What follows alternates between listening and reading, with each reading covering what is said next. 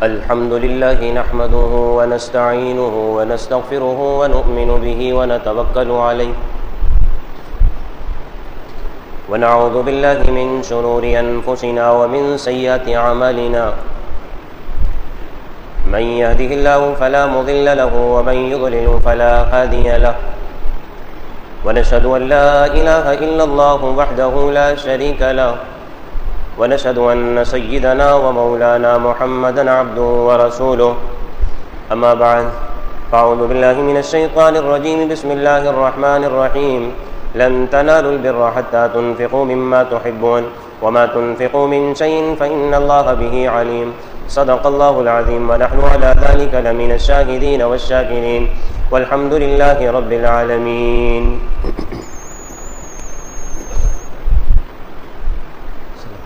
عزیزان محترم اور میرے بزرگ احباب، کلام اللہ کی ایک آیت تلاوت کی، اللہ صحیح بات کہنے اور اس پر اپنے فضل سے عمل کی توفیق نصیب فرمائے. سب سے پہلے ہر مسلمان کو اللہ کی بارگاہ میں شکر بھی ادا کرنا چاہیے کہ باری تعالیٰ آپ نے اس عظیم عبادت کی توفیق نصیب فرمائی کہ اپنی رضا کے لیے اپنی بارگاہ میں ہمیں قربانی کرنے کی توفیق مرحمت فرمائی. اور دوسری بات، اللہ سے ڈرتے بھی رہنا چاہیے. حضرت مولانا شیخ الحدیث صاحب مولانا ذکریہ نور اللہ مرقدہ یہ بات ارشاد فرماتے ہیں نا فضائل رمضان میں کہ جب آدمی یعنی کہ روزہ بہرحال عبادت سے جب فارغ ہو جائے تو اللہ کی بارگاہ میں امید بھی رکھے، اللہ کی بارگاہ میں امید بھی رکھے. ہاں وہ ذات بہت بڑی ہے، وہ بہت کرم کرنے والی ہے، وہ بہت رحم کرنے والی ہے. اس نے اپنے فضل سے اپنے کرم سے میری عبادت یعنی روزے کو بہرحال اسی پر قیاس کرتے ہوئے میری قربانی کو اپنی بارگاہ میں قبول کیا ہے. اس لیے کہ اللہ عز و جل فرماتے ہیں جیسا تم مجھ سے گمان رکھو گے میرا ویسے ہی معاملہ تمہارے ساتھ ہوگا. لہذا ہم اللہ کی بارگاہ میں یہی دعا رکھیں اور یہی امید رکھیں، باری تعالیٰ آپ تو بہت معاف کرنے والے ہیں، درگزر کرنے والے ہیں، خطاؤں پہ پردہ ڈالنے والے ہیں. یا اللہ اپنے فضل و کرم سے جیسی کیسی میری عبادت رہی ان عشروں میں اور آخر دن میں اور ایام النحر میں، ایام تشریق میں، باری تعالیٰ اپنے فضل و کرم سے اپنی بارگاہ میں اسے شرف قبولیت عطا فرما. ایک تو اللہ سے یہ دعا ہے. اور دوسری بات یہ ہے کہ اللہ سے ڈرتے بھی رہنا چاہیے کہ باری تعالیٰ میں کمزور ہوں، جیسا حق تھا حق ادا نہ کر سکا، جیسا عبادت کا معاملہ تھا اس طرح سے نہ کر سکا. یا اللہ مجھے معاف بھی فرما دیجئے، یا اللہ مجھے معاف بھی فرما دیجئے. واقعتاً میں مانتا ہوں قصوروار ہوں، خطا کار ہوں، خطا کا پتلا ہوں. جیسی عبادت سر انجام دینی چاہیے تھی یا اللہ اس سے قاصر رہا. لہذا آپ کی بارگاہ میں کہتا ہوں استغفر اللہ. اور یہ سبق ہمیں قرآن سکھاتا ہے کہ دیکھیں اہل ایمان اور اہل تقوی کا حال کیا ہے کہ الذین یقولون ربنا اننا آمنا، یا اللہ جیسا آپ نے کہا ہم نے کر لیا، ایمان لے کر آ گئے، ہم نے آپ کی بات کو مان لیا، ہم نے وحدانیت کا اقرار کر لیا، ہم نے توحید کا اقرار کر لیا. اننا آمنا، باری تعالیٰ جو کہا تھا وہ کر لیا، جو کہا تھا وہ کر لیا. حضرت ابراہیم علیہ السلام کا حال یہی تھا. اللہ نے جو کہا اس کو کر گزرے، اللہ نے جو کہا اس کو کر گزرے. اللہ کے راستے میں اپنے لخت جگر کو لے کر چل دیے. میرا عزیز و زبان سے یہ بات کہنا بہت آسان ہے، بہت آسان ہے. اس کے متعلق اس سے پوچھ لیا جائے جس کا معصوم بچہ اس کے ہاتھوں میں ہوتے ہوتے دم توڑ دے. اس باپ سے پوچھا جائے کہ تمہارے معصوم بچے نے تمہارے ہاتھ میں دم توڑا. اس ماں سے پوچھا جائے کہ جس کے بچے نے اس کے ہاتھوں میں دم توڑا اس کا حال کیا تھا، اس کے دل کی کیا کیفیات تھی، اس کے صبر کا کیا مقام تھا، اس کا اللہ کی طرف کیا رجوع تھا. ایک باپ اور ایک ماں بتا سکتی. اس حالت میں حضرت ابراہیم علیہ السلام اپنے لخت جگر کو اپنے ہاتھوں سے لے کر جا کر اپنے ہاتھوں میں دم توڑوا رہے ہیں اللہ کے حکم سے. ارے موت آتی ہے نا اللہ کے حکم سے، اللہ کی طرف سے. انسان کیا کہتا ہے؟ یا اللہ تیری قضا ہے، تیری قدرت ہے، یا اللہ جس میں تو راضی میں اس میں راضی. لہذا ملک الموت کب آیا، کب روح قبض کی، کب میرا بچہ دنیا سے چلا گیا، یا اللہ مجھے کچھ نہیں معلوم. یہ سب آپ نے کیا ہے. کل نفس ذائقۃ الموت. ایک تو اللہ موت دے رہا ہے اور ایک موت کا ظاہری سبب اللہ تعالی حضرت ابراہیم کو بنا رہے ہیں کہ اپنے ہاتھوں سے اپنے لخت جگر کو موت دو. بات سمجھ رہے ہیں؟ اس پر صبر آ بھی جاتا ہے، اس پر صبر آسان ہوتا ہے، اس پر صبر آسان ہوتا ہے. کیوں؟ آدمی کہتا ہے اذا جاء اجلهم فلا يستاخرون ساعة، ارے اللہ نے کہا جب موت کا وقت آ جائے گا ذرہ برابر کمی نہیں ہوگی، ذرہ برابر کمی نہیں ہوگی. اور اللہ تعالیٰ ایسے موت کو لے لیتے ہیں کہ آدمی کے وہم و گمان میں نہیں ہوتا. بچہ ماں سے رخصت ہو جاتا ہے، بچہ باپ سے رخصت ہو جاتا ہے، ہاں اس کی دل کی کیفیات الگ ہوتی ہیں. معصوم بچہ جب دنیا سے چلا جاتا ہے نا، روایت میں آتا ہے نبی اکرم صلی اللہ علیہ وسلم نے ارشاد فرمایا اللہ تعالیٰ فرشتوں سے کہتا ہے اے میرے فرشتوں، تو نے میرے بندے کے لختے جگر کو لے لیا، اس کے پھول کے دل کے ٹکڑے کو لے لیا. جب معصوم بچہ دنیا سے جاتا ہے اس کی کیفیات الگ ہوتی ہیں، بڑے کی کیفیات الگ ہوتی ہیں، بوڑھے کی کیفیات الگ ہوتی ہیں. اللہ بھی اس بات کو سمجھتا ہے. تو فرشتوں سے کہتا ہے میرے فرشتوں، تو نے میرے بندے کے جگر کے پھول کو لے لیا، اس کی روح کو قبض کر لیا. فرشتے کہتے ہیں جی باری تعالیٰ. اللہ فرشتوں پر جتلانا چاہتے ہیں، اللہ فرشتوں پر جتلانا چاہتے ہیں. یہ میرا بندہ دیکھ رہے ہو، اس کے ساتھ حالات ہیں، مسائل ہیں، پریشانیاں ہیں، اس کے ساتھ محنت ہے، مشقت ہے، اس کے ساتھ محبت ہے، اس کے ساتھ گھر والے ہیں، اس کے ساتھ بیوی ہے، اس کے ساتھ باپ کا رشتہ ہے، اس کے ساتھ بیٹے کا رشتہ ہے، لیکن تم دیکھو کہ یہ میرا بندہ کر کیا رہا ہے، کہہ کیا رہا ہے. فرشتوں پر جتلانا چاہتے ہیں اللہ تعالیٰ، اور فرشتوں سے کہتے ہیں کہ تم نے میرے معصوم بچہ یعنی کہ اس کے لختے جگر کو، اس کے پھول کے ٹکڑے کو، اس کے جگر کے ٹکڑے کو لے لیا.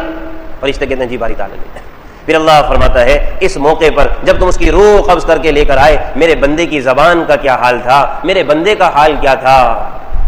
فرشتے کہتے ہیں باری تعالیٰ ہم نے تو اس کو دیکھا اس حال میں بھی وہ آپ کا شکر ادا کر رہا تھا اور کہہ رہا تھا کہ میں تو الحمدللہ علی کل حال، ہر حال میں اللہ سے راضی ہوں، ہر حال میں اللہ سے راضی ہوں، اللہ کا شاکر ہوں، اللہ کا شکر ادا کرنے والا ہوں. لہذا وہ آپ کی حمد بیان کر رہا تھا اتنے بڑے صدمے میں، اتنے بڑے حالات میں، اتنی بڑی آزمائش میں آپ کے متعلق یہ کہہ رہا تھا. سبحان اللہ، الحمدللہ، آپ کی حمد بیان کر رہا. اللہ تعالیٰ فرشتوں سے کہتے ہیں جاؤ جنت میں ایک محل بناؤ، جنت میں جا کر ایک محل بناؤ اور اس محل کے اوپر رکھ دو بیت الحمد نام. کیا نام رکھ دو؟ بیت الحمد. یہ میرے اس بندے کا گھر ہے جس نے انتہائی عظیم آزمائش میں بھی کہا الحمدللہ علی کل حال، کہ میں تو ہر حال میں اللہ سے راضی ہوں، میں تو ہر حال میں اللہ کا شکر ادا کرنے والا ہوں. تو حضرت ابراہیم علیہ الصلوۃ والسلام جس طرح سے اپنے لخت جگر کو لے کر جا رہے اللہ کے راستے میں قربان کرنے کے لیے، اس کا حال وہی جانتے ہیں، اس کا حال وہی جانتے ہیں. آدمی زبان سے تو کہہ دیتا ہے مینا میں لے کے گئے اور لٹایا اور جناب والا پہلے سینے کے بل، پھر جناب والا چت لٹا دیا اور ذبح کیا، لیکن ان پر کیا حال گزر رہا ہوگا واللہ وہی جاننے والے ہیں، وہی سمجھنے والے ہیں. تبھی تو اللہ تعالیٰ سے رابطہ اتنا مضبوط ہو گیا کہ اللہ نے فوراً کہا قد صدقت الرؤیا. ہمارا مقصد تو تمہارے سے در حقیقت امتحان لینا تھا کہ تمہارا کام کیا ہے، کر گزرنا ہے، تمہارا کام کر گزرنا ہے، باقی کام اللہ کا ہے. لہذا اللہ کی بارگاہ میں آدمی یہی کہے باری تعالیٰ آپ نے جس بات کا حکم دیا ہم نے وہ کر لیا، ہم نے وہ کر لیا، باقی یا اللہ پھر بھی ہم آپ کی بارگاہ میں کہتے ہیں استغفر اللہ استغفر اللہ استغفر اللہ. نبی اکرم صلی اللہ علیہ وسلم جب نماز سے فارغ ہو جاتے نا، آپ کی نماز کوئی کلام ہے ہی نہیں اس کے متعلق، آپ کی نماز اس کے متعلق کوئی کلام نہیں ہے، لیکن اپنے امتیوں کو کیا سکھایا، جب عظیم عبادت سے فارغ ہو جاؤ تو سمجھ لو جیسے عبادت کا حق ادا نہ کر سکے، لہذا فوراً کہو استغفر اللہ استغفر اللہ. یہ ایمان والوں کی علامت ہوتی ہے، ایمان والوں کی علامت ہے. آمنا کہنے لگے باری تعالیٰ ایمان لے کر آ گئے، اننا آمنا ایمان لے کر آ گئے، آگے کیا کرے فاغفر لنا ذنوبنا. باری تعالیٰ کمزور بھی ہیں، باری تعالیٰ کمزور بھی ہیں، نافرمانیاں ہو سکتی ہیں، خطائیں ہو سکتی ہیں، کمیاں ہو سکتی ہیں. فاغفر لنا ذنوبنا. باری تعالیٰ آپ نے جو کہا ایمان لے کر آؤ، ہم ایمان لے کر آ گئے، اب ہمارے گناہوں کو معاف فرما دیجئے. اسی طرح باری تعالیٰ آپ نے جو کہا ہم نے کر گزر لیا، اللہ کے راستے میں اپنی جانوروں کو قربان کر دیا، اس کے بعد بھی ہم کہتے ہیں فاغفر لنا ذنوبنا. باری تعالیٰ جو کمیاں ہو گئیں، کوتاہیاں ہو گئیں، اپنے فضل و کرم سے معاف فرما. اسی کا نام بندگی، اسی کا نام بندگی ہے. اللہ تعالیٰ جو دے اس کے اوپر شکر ادا کرے اور برتنے کے بعد استغفار بھی کرے. یہ حضرت شیخ الحدیث صاحب رحمۃ اللہ علیہ فرماتے ہیں نا فضائل رمضان میں کہ اتنی عظیم عبادت کرنے کے بعد کرنا کیا ہے، ڈرتے بھی رہنا چاہیے اللہ کی بارگاہ میں، یا اللہ کوئی کمی تو نہیں ہو گئی.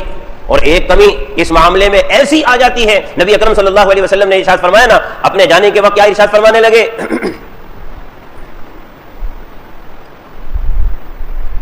اب مجھے تمہارے اوپر اس بات کا ڈر نہیں ہے، اب مجھے تمہارے اوپر اس بات کا ڈر نہیں ہے کہ تم کفر اختیار کر لو، بات سمجھ رہے ہیں، لیکن آپ نے فرمایا مجھے تمہارے اوپر اس بات کا ڈر ہے کہ تمہارے اندر ریا نہ آ جائے، دکھلاوا نہ آ جائے، شرک خفی نہ آ جائے. تم نمازی تو بن گئے لیکن نماز پڑھتے پڑھتے دل میں آ گیا میں بہت اچھی نماز پڑھ رہا ہوں، تم قرآن تو پڑھ رہے ہو، پڑھتے پڑھتے دل میں آ رہا ہے میں بہت اچھا قرآن پڑھ رہا ہوں. تم کوئی عبادت تو کر رہے ہو، کرتے کرتے دل میں یہ بات آ جائے کہ میں بہت اچھی عبادت کر رہا ہوں. اور اشارہ اس بات کی طرف ہے کہ دیکھو یاد رکھو، یہ جب چوٹی چلتی ہے نا، کبھی اس کی آہٹ کی آواز سنی ہے؟ کبھی اس کی آہٹ کی آواز سنی ہے؟ چوٹی کے چلنے کی آہٹ نہیں. اشارہ اس بات کی طرف ہے یہ ریا، نام و نمود اور یہ دکھلاوا تمہاری طبیعت میں ایسے داخل ہو جائے گا جیسے تمہیں احساس نہیں ہوتا چوٹی کے چلنے کا، ایسے یہ طبیعتوں میں ریا داخل ہو جائے گا، تمہیں احساس بھی نہیں ہوگا، تمہیں احساس بھی نہیں ہوگا. ایسے انسان کی طبیعت سے یہ بات چھو کر گزر جاتی ہے کہ کوئی دیکھ رہا ہے، میرا عمل، میری نیکی، میری عبادت، میرا جانور رحیم شہیم ہے اور اسی طرح سے موٹا تازہ ہے، تگڑا ہے، اور ایسا دل سے گزر گیا کہ خیال بھی نہیں ہوا، اور جب دل میں آیا شیطان نے حملہ کیا، انسان اس کے اندر مستغرق ہو گیا. تو اس کے لیے پھر کیا سکھایا ہے؟ اللہم انی اعوذ بک ان اشرک بک شیئا وانا اعلم بہ واستغفرک لما لا اعلم. آپ نے فرمایا 3 مرتبہ اس کے پڑھ لینے کا اہتمام کر لو، اللہ تعالیٰ تمہارے کو اس شرک سے محفوظ رکھے. شرک خفی، شرک خفی کہا جاتا ہے کام تو کر رہے ہیں لیکن دل میں جناب والا بات ادھر سے ادھر جا رہی ہے، کبھی رشتہ داروں میں جا رہی ہے، کبھی محلے والوں میں جا رہی ہے، کبھی اپنے جانور پر جا رہی ہے. ارے ساری نگاہ کس کی طرف ہونی چاہیے؟ اللہ کی طرف، اللہ کی طرف. ستجدنی انشاءاللہ من الصابرین. اے ابا جان، اس کام کے کرنے میں آپ اگر مجھے دیکھیں گے نا، یہ کام میں کرتا ہوا نظر آؤں گا نا، تو یاد رکھیے کہ یہ اسماعیل نہیں کر رہا، اسماعیل کی پوری نگاہ اللہ کی طرف ہے. ارے اسماعیل کر کے بھی کہتا ہے یہ کام اللہ نے چاہا تو ہوا ہے، اللہ نے چاہا تو ہوا. انشاءاللہ کا مطلب کیا ہے؟ اگر اللہ چاہے گا تو ہوگا. اور ابا جان آپ کے لخت جگر نے اگر قربانی بھی دے دی نا، تو آپ اس عظیم قربانی کو میری طرف منسوب نہ کیجئے گا. میں تو اپنی زبان سے کہتا ہوں انشاءاللہ اگر کر گزر گیا نا تو اللہ کے چاہنے پر کر گزر گیا، ورنہ اسماعیل میں کوئی طاقت نہیں، ورنہ اسماعیل میں. تو آدمی یہی سمجھ لے باری تعالیٰ جو کچھ ہوا آپ کے فضل سے ہوا، آپ کے کرم سے ہوا، آپ کے رحم سے ہوا. آدمی اپنے مال کو نہ دیکھے، آدمی اپنے مال کو نہ دیکھے، بلکہ در حقیقت اہل علم فرماتے ہیں کسی کام کی توفیق ہو جائے نا تو اپنے اعمال کو دیکھے. کسی کام کی توفیق ہو جائے تو اپنے اعمال کو دیکھے. اللہ نے قبول کیا تو اگلے نیک کام کی توفیق عطا فرمائی. اللہ نے اپنی بارگاہ میں میرے کسی عمل کو قبول کیا تو آگے مجھے نیکی کی توفیق عطا فرمائی. اپنے مال کو نہ دیکھے، اپنے اعمال کو دیکھے. یا اللہ آپ کا فضل ہے، آپ نے میری نیکی کو قبول کیا اور اسی بنیاد پر یہ نیکی کا دروازہ میرے اوپر کھلتا چلا گیا. کہتے ہیں نا نیکی نیکی کو کھینچ کر لے کر آتی ہے، لیکن جبکہ اللہ کی بارگاہ میں وہ قبول بھی ہو جائے، اللہ کی بارگاہ میں قبول بھی ہو جائے. اسی وجہ سے بعض علماء امت کو احساس دلانے کے لیے یہ بات کہتے ہیں، امت کو احساس دلانے کے لیے یہ بات کہتے ہیں اگر تم اگلی نماز میں اپنے آپ کو آتا ہوا دیکھو نا تو سمجھ لو کہ پچھلی نماز اللہ نے قبول کر لی ہے. احساس دلانا مقصد. اور اگر کسی نماز سے چھوٹ گئے نا تو اپنی پچھلی نماز پہ استغفار کرو. مقصد احساس دلانا ہے، مقصد احساس دلانا ہے کہ اللہ کی بارگاہ میں مستقل اللہ سے رابطے میں رہو. یا اللہ جو کر گزر گئے اپنی بارگاہ میں قبول فرما لیجئے. یا اللہ نیکی نیکی کو کھینچتی ہے، یہ اسی وقت جب کہ اس کام کو قبول کر لیا جائے، اس کام کو اللہ اپنی بارگاہ میں قبول کر. اور اس قبولیت کا تعلق نا در حقیقت مال سے نہیں ہے، اس قبولیت کا تعلق خون سے نہیں ہے، اس قبولیت کا تعلق ہمارے جانور سے نہیں ہے. اللہ فرمائے قبولیت کا تعلق کس سے ہے؟ التقوی. ولکن ینالہ التقوی. تمہارا دل کیسا ہے، تمہاری نیات کیسی ہیں، تمہارے دل کا حال کیسا ہے، تم اپنے اللہ کے لیے یہ کام کس درجے میں کر رہے ہو. اللہ ان چیزوں کو دیکھتا ہے. اگر ان چیزوں میں تم اللہ کے ہاں کامیاب ہو گئے نا تو جو چیزیں تم اٹھا کر کوڑے پہ پھینک دیتے ہو نا اللہ اس کو بھی تولے گا. بات سمجھ رہے ہیں؟ اگر اس میں کامیاب ہو گئے، تقوی، پرہیزگاری، یا اللہ جو کام کیا آپ کی رضا کے لیے، جو کام کیا آپ کی رضا کے لیے، اگر یہ کام ہو. اس لیے کہ روایت میں آتا ہے نبی اکرم صلی اللہ علیہ وسلم نے ارشاد فرمایا کہ کل قیامت کے دن نا اول وہلے میں جن لوگوں کا حساب کتاب ہوگا نا اس میں کون لوگ ہوں گے. اور روایت سے مفہوم معلوم ہوتا ہے ایک تو وہ ہوگا جو قاری قرآن ہوگا، ایک تو وہ ہوگا جو دین کا علم پہنچانے والا ہوگا، لوگوں کو دین سکھانے والا ہوگا. کل قیامت کے دن اللہ اپنی بارگاہ میں بلائیں گے اور کہیں گے ہاں کیا کہا، کیا کیا. تو یہی کہے گا باری تعالیٰ آپ کی رضا کے لیے دین کی نشر و اشاعت کی، لوگوں کو دین سکھایا، قرآن سکھایا، حدیث سکھائی. اللہ کہے گا یہ بات غلط ہے، تیرا مقصد تو یہ تھا. در حقیقت مفہوم عرض ہے کہ لوگ تجھے عالم کہیں، لوگ تجھے علم والا کہیں، لہذا تیرا جو مقصد تھا دنیا کی آنکھوں میں دھول جھونکتا رہا، لیکن تیرے دل سے اللہ باخبر ہے. یعلم خائنۃ الاعین وما تخفی الصدور. تیرے دل کے اندر جو ہے نا اللہ اس سے باخبر ہے. لہذا کے ساتھ کیا ہوگا؟ منہ کے بل گھسیٹ کر جہنم میں پھینک دیا. اور دوسرا وہ ہوگا کہ کیا کیا؟ اللہ نے بہت شجاعت سے نوازا تھا، بہادری سے نوازا. کہ باری تعالیٰ آپ کے راستے میں جہاد کیا. اللہ کہیں گے کہ نہیں، تیرا مقصد کیا تھا؟ لوگ تجھے شجاع کہیں، قوی کہیں اور بہادر کہیں، تیرا مقصد یہ تھا تجھے دنیا میں حاصل ہو گیا. لہذا حکم ہوگا اٹھا کر منہ کے بل گھسیٹ کر جہنم میں پھینک دیا جائے. اور تیسرا وہ آدمی ہوگا جو اپنا مال رکھتا ہوگا اور مال کے پیچھے در حقیقت دکھلاوا مقصد ہے، اور اللہ تعالیٰ کہیں گے ہاں بھائی کیا کہا، کیا کیا؟ تو کیا کہے گا معلوم ہے؟ باری تعالیٰ کوئی کار خیر ایسا نہ چھوڑا کہ جس میں آپ کے راستے میں خرچ نہ کیا ہو۔ آپ کے راستے بڑا سا جانور لایا تھا نا، مقصد کیا تھا؟ غربا کو دینا۔ ایک نہیں 4 لایا تھا، مقصد کیا تھا؟ غریبوں میں تقسیم کرنا۔ اللہ اکبر۔ اللہ کیا کہیں گے؟ تیرے مقصد کو میں جانتا ہوں، تیرے مقصد کو میں جانتا ہوں۔ اور تیرا مقصد کیا تھا؟ تاکہ تجھے لوگ سخی کہیں، سخاوت والا کہیں، بانٹنے والا کہیں، غریبوں کا خیال کرنے والا کہیں، غریبوں کی داد رسی کرنے والا کہیں۔ تیری نیات میں یہ چیز شامل تھی، انہ علیم بذات الصدور۔ تجھے نہیں پتا اللہ تعالیٰ دلوں کے بھیدوں کو جاننے والا ہے؟ تیرے دل میں کوئی خیال گزرے نا، اللہ اس سے بھی باخبر ہے۔ تیرے دل میں کوئی خیال گزرے نا، ہمارے دلوں میں کتنے خیالات آ جاتے ہیں نا بھائی، اور ایسے نکل بھی جاتے ہیں اللہ کی بارگاہ میں، پھر بھی ہم توبہ اور استغفار نہیں کرتے۔ اللہ ہر خیال سے باخبر ہے۔ ابھی وہ بات ہماری زبان پر نہیں آئی ہوتی، ہمارے دماغ کی طرف انتقال نہ کی ہوئی ہوتی ہے، ہمارے دل میں ہوتی ہے نا، اللہ اس سے باخبر، اللہ اس سے باخبر۔ تو بہرحال اللہ کیا کہیں گے؟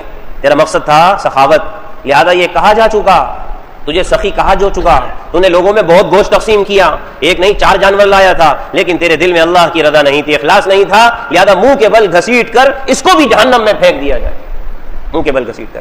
لہذا اللہ کے ہاں پہنچنے والی کیا چیز ہے؟ تقوی، پرہیزگاری۔ یا اللہ جو کام کیا نیک اور صالح آپ کی رضا کے لیے کیا، ذرہ برابر اس میں اپنی شان کا اظہار نہیں ہے، اپنے مال کا اظہار نہیں ہے، اپنی ثقافت کا اظہار نہیں ہے۔ بھائی تعالیٰ ہم تو یہ کہتے ہیں یا اللہ تقبلہ منی کما تقبلت من حبیبک و خلیلک۔ یا اللہ ہم اپنی قبولیت میں ہم اللہ کو واسطہ کس کا دے رہے ہیں؟ بات سمجھ میں آ رہی ہے؟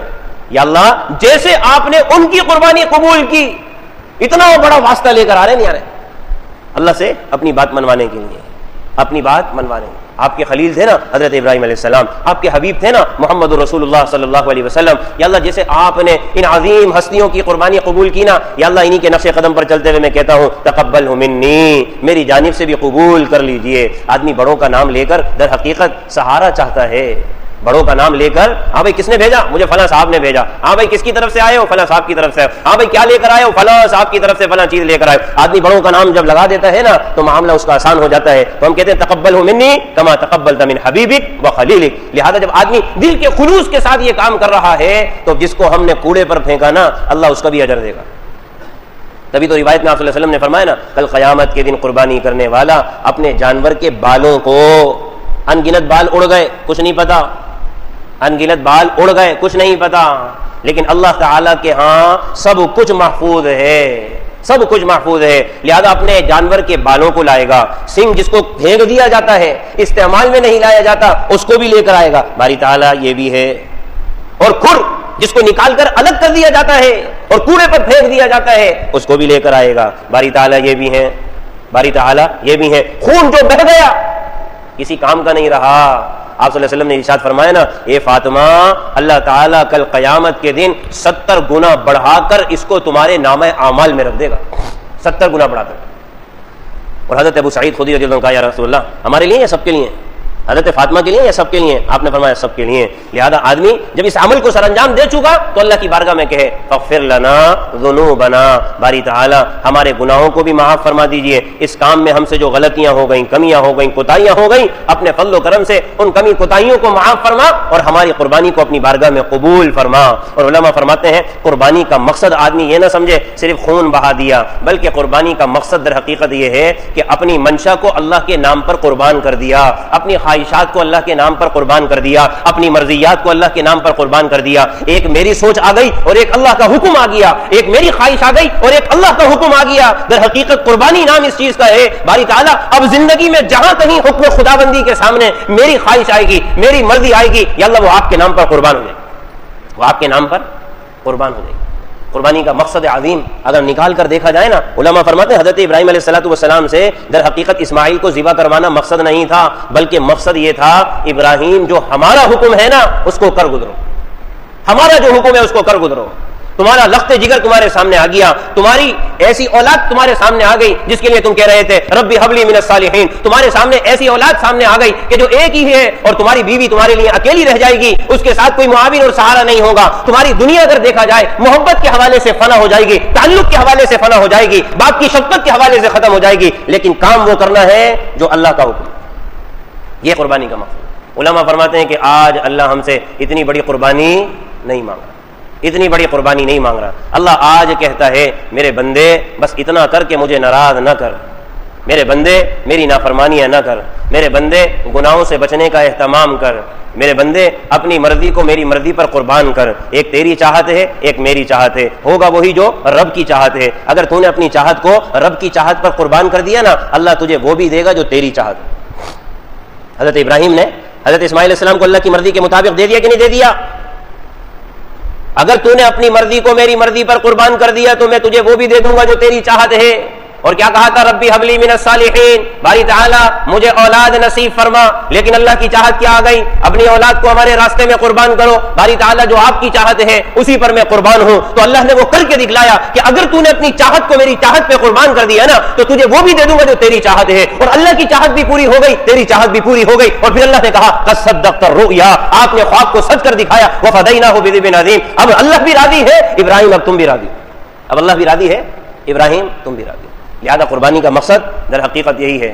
آج علماء فرماتے ہیں آج اللہ ہم سے اولادوں کی قربانی نہیں مانگ رہا بلکہ اپنی خواہشات کی قربانی مانگ رہا ہے کہ ہم آج اللہ کے اوامر اور احکامات کے سامنے کتنے آزاد ہو گئے.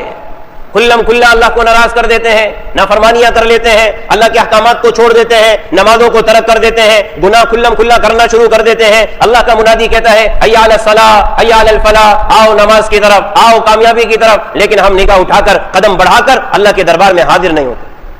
آج ہم سے صرف علماء فرماتے ہیں کس کی قربانی مانگی جا رہی؟ ارے نماز کے وقت کاروبار بند کر دو, نماز کے وقت کاروبار بند کر دو. ارے اللہ نے 24 گھنٹے دیے نا, اس میں سے آدھا گھنٹہ 5 نمازوں کے حوالے سے اللہ کو دے دو. آدھا گھنٹہ, بمشکل پون گھنٹہ, 5 نمازوں کا وقت اگر لے لیا جائے نا صرف پون گھنٹہ ہے. 24 گھنٹے میں سے اللہ بمشکل 1 گھنٹہ اپنی رضا کے لیے استعمال کرنا چاہتا ہے. اس کی قربانی اللہ مانگ رہا ہے, اس کی قربانی. لیکن آج مسلمان اس پر بھی راضی نہیں ہے.